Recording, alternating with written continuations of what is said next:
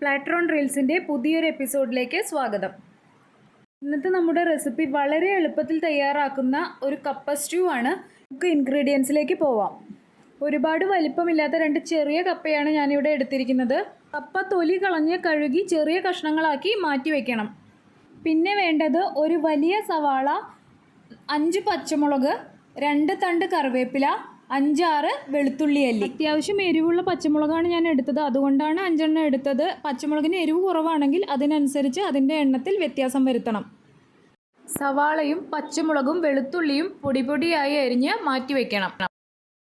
ഇനി വേണ്ടത് 1/4 ടീസ്പൂൺ മഞ്ഞൾപ്പൊടി, 3 ഗ്ലാസ് വെള്ളം, ഉപ്പ് സ്വാദിനനുസരിച്ച്. ഞാനിവിടെ എടുത്തിരിക്കുന്നത് 3/4 ടീസ്പൂൺ ഉപ്പാണ്. കപ്പയുടെ അളവിനനുസരിച്ച് ഉപ്പിൻ്റെ അളവിലും വ്യത്യാസം വരും. വെളിച്ചെണ്ണ 4.5 ടേബിൾ സ്പൂൺ. കുക്കിംഗ് ഓയിൽ നിങ്ങൾക്ക് ഏത് വേണമെങ്കിലും യൂസ് ചെയ്യാം. വെളിച്ചെണ്ണയിലാണ് കൂടുതൽ സ്വാദ്. ഇനി നമുക്ക് റെസിപ്പിയിലേക്ക് പോകാം.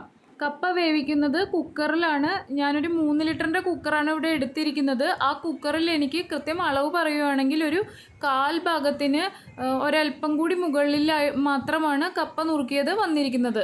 ചില സ്ഥലങ്ങളിലൊക്കെ കപ്പയിലെ വിഷാംശം പോകുന്നതിനായിട്ട് കപ്പ വേവിക്കുന്നതിന് മുൻപ് ഒരു പ്രാവശ്യം വെള്ളത്തിലിട്ട് ഒന്ന് തിളപ്പിച്ച് ആ വെള്ളം ഊറ്റി മാറ്റിയതിന് ശേഷമാണ് വേവിച്ചെടുക്കുന്നത്. ഞാൻ അങ്ങനെ ചെയ്തിട്ടില്ല, നിങ്ങൾക്ക് വേണമെങ്കിൽ അങ്ങനെ ചെയ്യാം.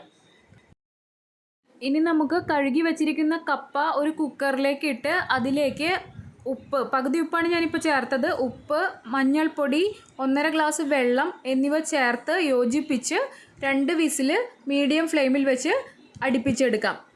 ഞാൻ ഉപയോഗിച്ചിരിക്കുന്നത് നല്ല നാടൻ കപ്പയാണ്, അതുകൊണ്ട് 2 വിസിലിൽ എനിക്ക് വെന്ത് കിട്ടി.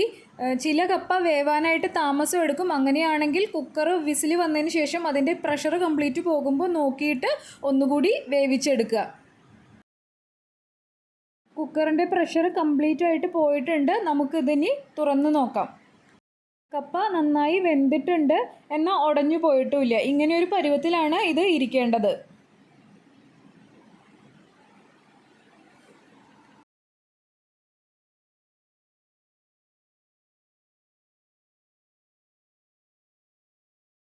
ഇനി ഒരു ചീനച്ചട്ടി വെച്ച് എണ്ണ ചൂടാകുമ്പോൾ അതിലേക്ക് വെളുത്തുള്ളി ഇട്ട് മൂപ്പിക്കണം.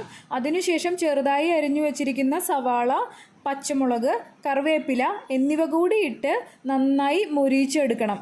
സവാള ബ്രൗൺ ഷെയ്ഡ് ആയതിനു ശേഷം നമുക്ക് ഇതിലേക്ക് വേവിച്ചു വെച്ചിരിക്കുന്ന കപ്പ കൂടി ചേർത്ത് ഒന്ന് ഇളക്കി കൊടുക്കാം. ഇനി ഇതിലേക്ക് 1.5 ഗ്ലാസ് വെള്ളം, ബാക്കിയുള്ള ഉപ്പ് എന്നിവ ചേർത്ത് ഇളക്കണം. അതിനുശേഷം കപ്പ കഷ്ണങ്ങൾ ഒരു കയ്യിൽ വെച്ച് ഉടച്ച് ചെറുതാക്കി എടുക്കണം. എന്നിട്ട് കപ്പയിൽ ഒഴിച്ച് ഈ വെള്ളം നന്നായി തിളയ്ക്കാനായിട്ട് അനുവദിക്കണം. മീഡിയം ഫ്ലെയിമിലിട്ട് 5 മുതൽ 8 മിനിറ്റ് വരെയാണ് ഇങ്ങനെ തിളപ്പിച്ചെടുക്കേണ്ടത്. വെള്ളം തിളയ്ക്കുന്നതിനനുസരിച്ച് വെള്ളം കപ്പയുമായി ചേർന്ന് കുറുകിയ ചാറ് പോലെ ആകും. അങ്ങനെ കുറുകി തുടങ്ങുന്ന സമയത്ത് നമുക്ക് ഫ്ലെയിം ഓഫ് ചെയ്ത് ഒരു സെർവിങ് ബൗളിലേക്ക് മാറ്റാം. ഇരിക്കും തോറും ജലാംശം കുറഞ്ഞ് ഇത് കുറുകിത്തീരുന്നതായി കാണാം. ആ സമയത്ത് നിങ്ങൾക്ക് ആവശ്യമെങ്കിൽ ചെറുചൂട് വെള്ളം ചേർത്ത് ഇതിനെ ലൂസാക്കി എടുക്കാം.